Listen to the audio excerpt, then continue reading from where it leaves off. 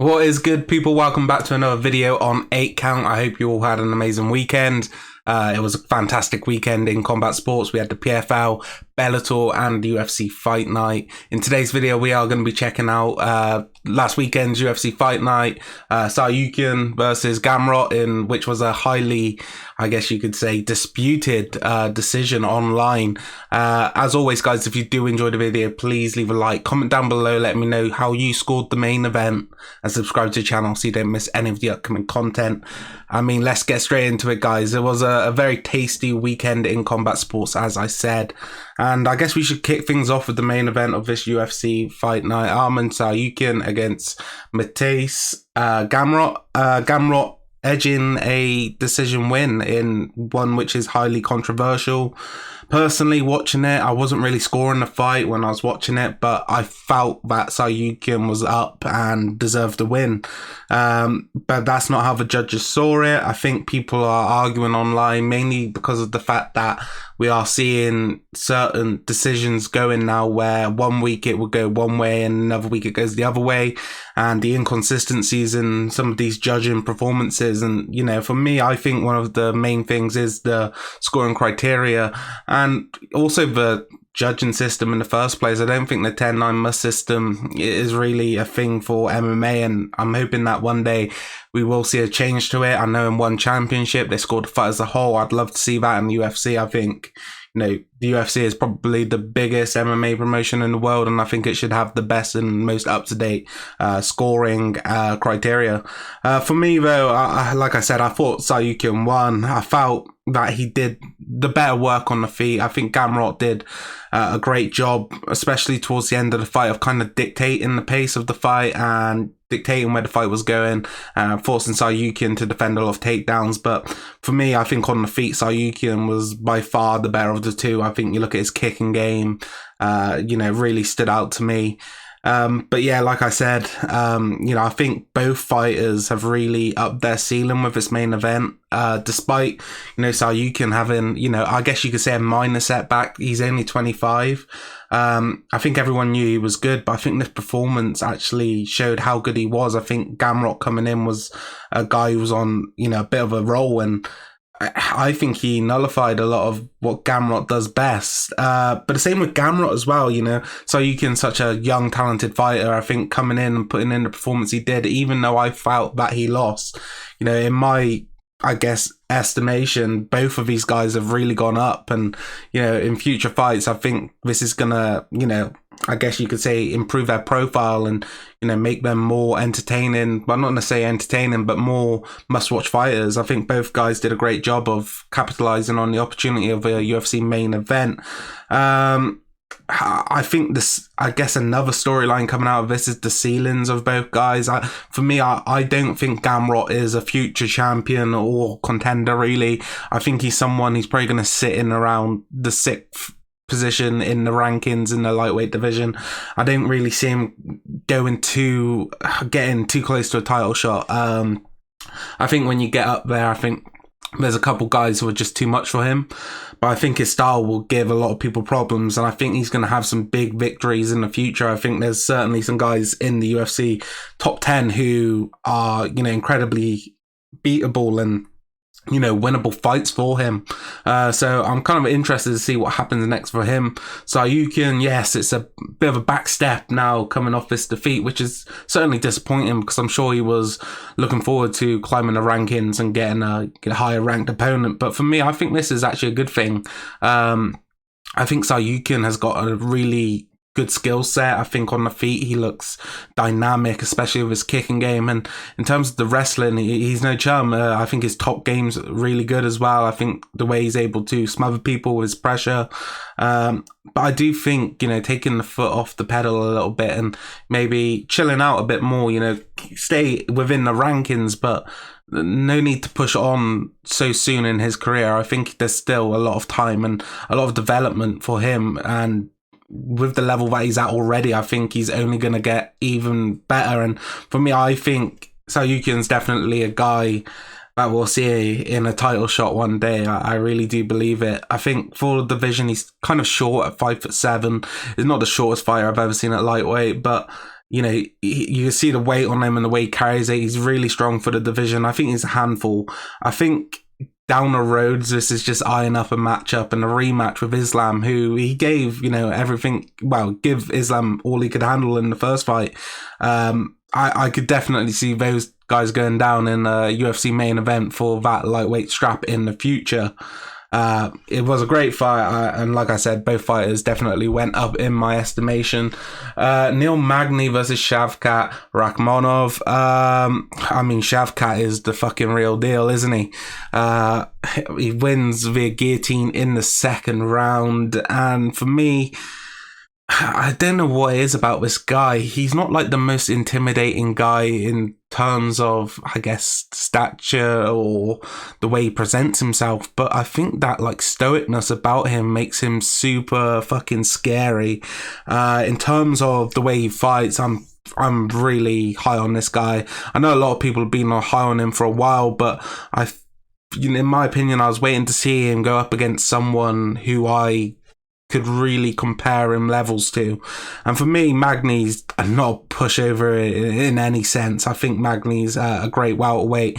I think he's been in the UFC rankings for God knows how long.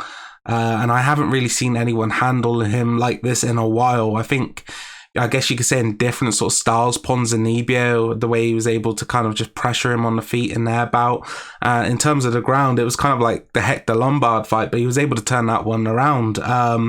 But in this case, Shavkat just absolutely annihilated him. I think Magny had little sort of success when it came to the leg lock game. He was switching it and looking for different sort of angles on it, but couldn't quite find it. And, you know, Shavkat never really looked like he was in danger. For me, the way Shavkat was able to handle Magny just, you know, now I am convinced that this guy is a future champion.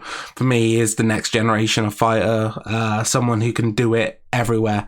I think there's a lot of guys in UFC who are well-rounded, especially at the top. I don't think you can really be a fighter at the very top level nowadays without being well-rounded. But I feel like saying Shavkat Rakhmonov is well-rounded is disrespectful, because he's not just well-rounded, he's prolific in every single area of the game. For me, the thing which makes him so scary is I guess it's his like experience without, I guess, having that sort of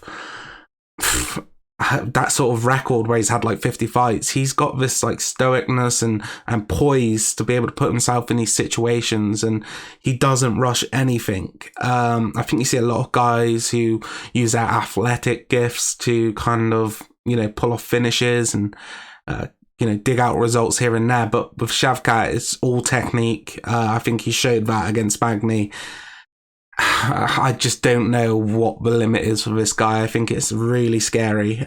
He called out Stephen Wonderboy Thompson. I hope Wonderboy doesn't take this fight. I think it is the worst possible matchup for him. I think Shavkat could hurt him on the feet as well, just because of that sort of threat of the takedown.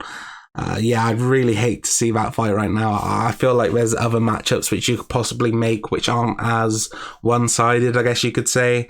I think ultimately, though, this is a collision course between Shavkat and Khamzat, in which will be kind of this new generation of Eastern European fighters who have just come out of the woodwork, I guess you could say, ever since, God, it feels like maybe Khabib, but there's certainly people before him as well.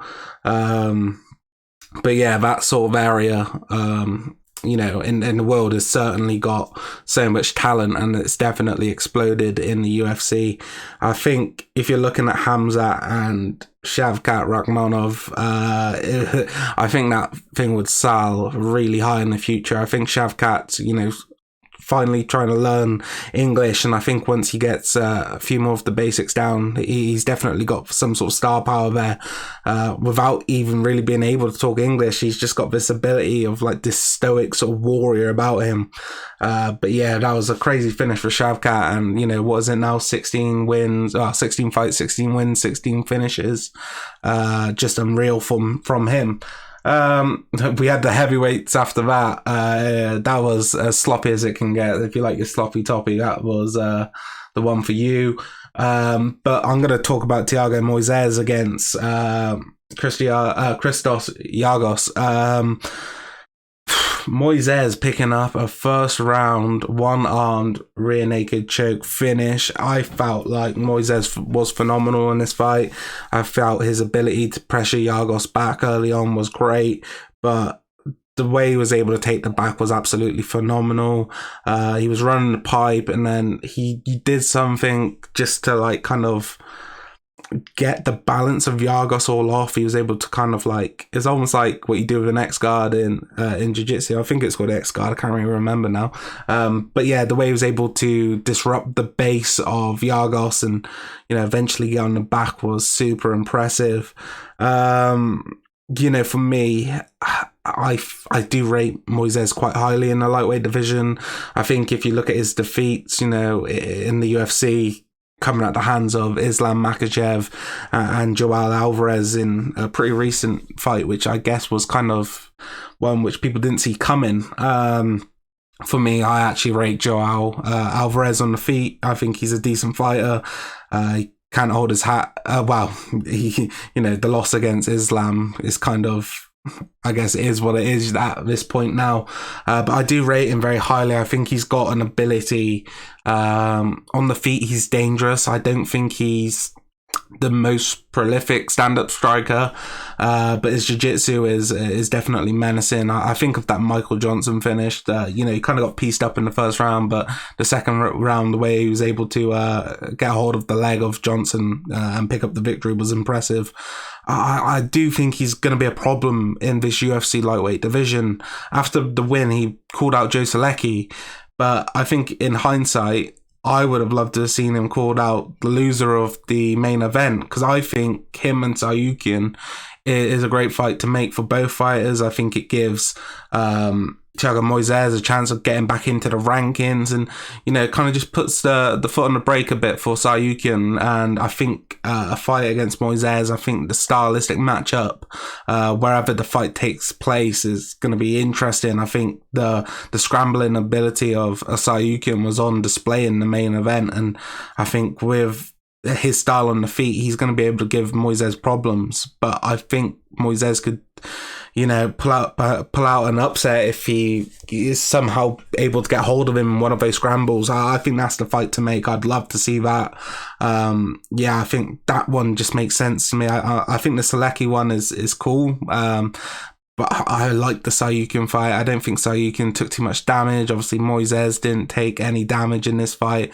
And I think that's one you could probably see in like 4 to 5 months' time, depending on what the fighters want to do. They could maybe make it earlier or later. I think that's a fight I'd love to see.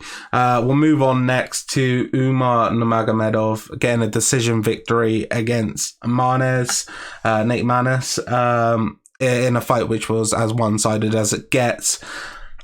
You know, for me, I'm so impressed with Umar. I mean, the Magomedov name holds so much value.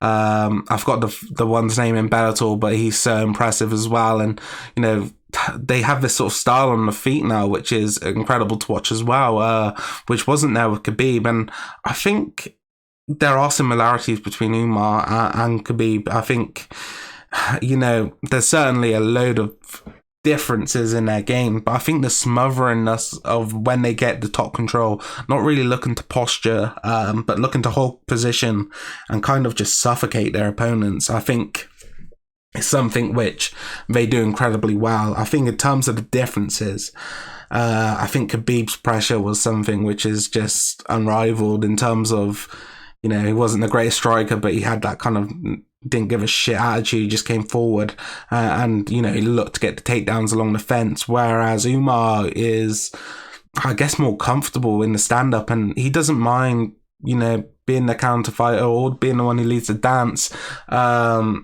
But, you know, he's able to find takedowns out in the open or trips from the clinch, which I think is something which really separates him from Khabib, whereas Khabib really did like the fence game. But for me as well, he's so impressive in terms of his kicking game. It's very Taekwondo-esque in terms of the front leg. he's so good with it as well. He's able to kind of fight on the front foot with it, lead the dance, and throw it, and good sort of outcomes from that. But I think the impressive ability, which is so Taekwondo-esque, is to counter people when they're coming in with the lead leg so quickly. It's not just flexibility, it's so much more than that. The skill it takes to do that sort of thing. He is extremely talented, and I think in terms of what's next for him, without a doubt, it's got to be a ranked opponent. I don't want to see him rush too fast for the title. I think there is still, a couple lessons maybe that he needs to learn. I guess you can't necessarily say that, though. The guy hasn't really been tested. But I would like to see him get a bit more time in the octagon. I guess that's the thing I'd like to say. For me, I'm super interested to see what he has next. I think he is one of the next generation of fighters, and his ability to fight on the feet is phenomenal, especially with his kicking game.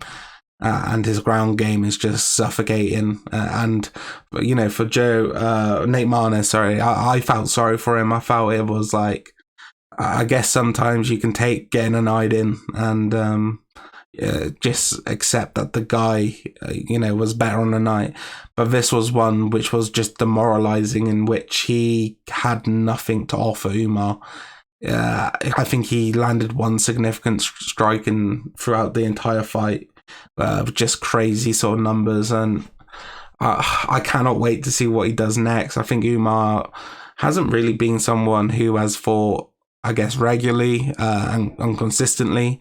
I think that's something I'd love to see him do. I'm not sure if that's something he's able to do, but if he is, that'd be insane. And like I said, I think it's hard to say future champ because the bantamweight division is so stacked, but I think he's up there for sure. I wasn't going to talk about this fight, but I want to talk about it because I think it is crazy in terms of Chris Curtis pulling out the victory against Rodolfo Vieira. For me, I'm so disappointed in Vieira, a guy whose jiu-jitsu, I guess, I forgot the word for it, but the way people, hold him in the jiu-jitsu world, so skilled. And then UFC hasn't really been able to put it all together. For me, it's an interesting one because I think it might have been Luke Thomas's tweet on it yesterday, saying that in a different era, he would have been dominant just because of the jiu-jitsu skill alone. But I think you're looking at fighters now like Shavkat and Umar and all these people who can pull it all together, and he isn't one of those. I think his striking at times looks robotic. I think his head movement is poor. He's always on the center line, and I felt like Chris Curtis actually could have had a much easier night. I think he panicked at times. I think, like you said, though, the threat of the takedown really put him off in terms of he could never really put too much weight going forward because he was worried about the takedown. In terms of the takedowns, I thought that he was just not efficient at all. I don't think he was setting up his shots. I think that, like they were saying on the broadcast, he was using a lot of energy and not really making the most of his gas tank, which I think is, people are going to say it's limited, but I think in the way he fights, he doesn't really help himself. In terms of the takedowns, though, as well, it's like you see so many high-level wrestlers and the way they're able to, I guess you could say, run the pipe, change the angle of the takedown. Not too good with the wrestling terms being from the UK. Hopefully some of you American guys could help me out with my terminology in the description, in the comment section down below. But he doesn't really do that. He looks to go in for the takedown, and the angle is always the same. You're just going straight backwards, and you eventually hit the cage. And I think in modern day MMA, a lot of fighters are becoming a lot more reliable with their takedown defense against the cage. I feel like back in the day, it used to happen a lot more in terms of the takedowns being achieved there. But unless you're a high level guy like the likes of like Moises, who's doing a lot of crazy shit to kind of change the angle, you're not going to get the takedown. I think Rodolfo Vieira never really looked to do anything too crazy, and it's just one of those ones where it's disappointing because I think, like I said in that Luke Thomas tweet, this guy could have been great in a different era, but it's not meant to be. Like I said, on the feet, didn't really look, and nothing to me which looks outstanding or, you know, good, in my opinion. I guess that's a bit harsh, but I think Chris Curtis did a great job attacking the body. Definitely risky in MMA, but I love the fact that I think the body work is becoming more of a factor in MMA and in boxing. My favorite punch is the left hook to the body, and I love watching body punching. There's something so satisfying about it. I think Chris Curtis did a good job of that. Like you say, he wasn't being able to put too much pop into his shots, but I think on another night he would have got the finish for sure. And it was an impressive victory for him. I think he did everything he needed to. Vieira, I'm not sure where he goes from here. It's kind of a disappointing one in terms of like when Gokhan Saki came into the UFC, that kickboxing record and experience, but really wasn't able to put it together. Some disappointing losses, especially the Roundtree one. That one was nasty. But yeah, like I said, I guess we ended on a bit of a sad note because I felt a bit disappointed. I just wish we could have seen a bit more of Vieira. Yeah, maybe born a bit too late. Sorry, as a yawn. But yeah, guys, it was a really fun fight night. And for me, I didn't do my prediction videos coming in because I didn't feel like online it was warranting enough, I guess, hype or sort of credit going into it. But certainly, you know, ended up being a fun night of fights. It was a fun weekend in the world of combat sports, as I said earlier, with the PFL, some interesting fights and some interesting outcomes for the playoffs and that. And in Bellator, really surprising Gegard Mousasi loss. So I can't wait to see what happens in the future of MMA. I know this upcoming week we've got a crazy stacked card with Adesanya headlining against Cannonier. We've got Holloway versus Volkanovski 3. Crazy fight. I'm probably going to put my picks out for that tomorrow, so be sure to check that out. It might already be out depending on the time you see this video, so be sure to give that a check. As I said at the start of the video, please leave a like if you did enjoy the video, subscribe to the channel so you don't miss any of the upcoming content, and, you know, comment in the comment section below and let me know what you thought of the main event, and, you know, how did you score it? Were you someone like me who thought that Tsarukyan won pretty handedly, or were you one of the people who think that Gamrot deserved the decision in the end? Let me know, and I'll see you tomorrow for my UFC 276, is it now? Picks, and until then, take care of yourself, guys. Peace out.